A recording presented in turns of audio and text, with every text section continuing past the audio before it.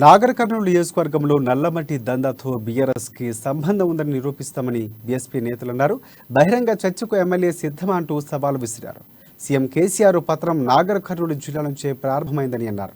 CM KCR సభను పట్టించుకొని ఉమ్మడి మహబూబ్నగర్ జిల్లా ప్రజలకు వారు ధన్యవాదాలు తెలిపారు.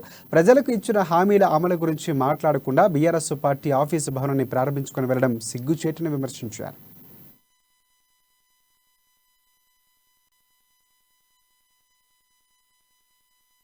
బహుజన ఉద్యోగస్తులకు ఇబ్బంది జరుగుతూ ఉంది.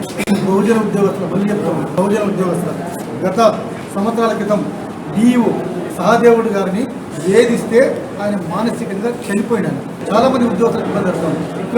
ఇప్పుడు ఈ రోజు కూడా నాగర్ కర్నూలు సిఐ గారు ఎక్కడ పోయింది? ఫస్ట్ మాకు కావాలి. నాగర్ కర్నూలు సిఐ ఎందుకు డ్యూటీ చేయలేకపోతా ఉన్నాడు? కారణం ఏంటంటే ఎవరైనా మిస్ అయిందంటే, ఎవరికైనా ఇబ్బంది ఏంటంటే పోలీస్ డిపార్ట్మెంట్ పోయి మనం విన్నవించుకుంటాం. ఇదే నాగర్ కర్నూలు నియోజకవర్గంలో రేపు టీఆర్ఎస్ కు బీజేపీ కాంగ్రెస్ ఒకటే చెప్తున్నాం.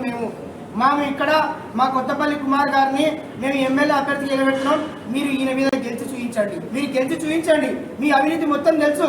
మీరు నాగేంద్ర రెడ్డి గారు ఏం చేసిండ్రు, మీరు దామోదర్ రెడ్డి గారు ఏం చేసిండ్రు, ఇప్పుడు వచ్చినటువంటి మరి జనార్దన్ రెడ్డి గారు మీరు 10 ఏళ్ళలో ఏం చేసిండ్రు.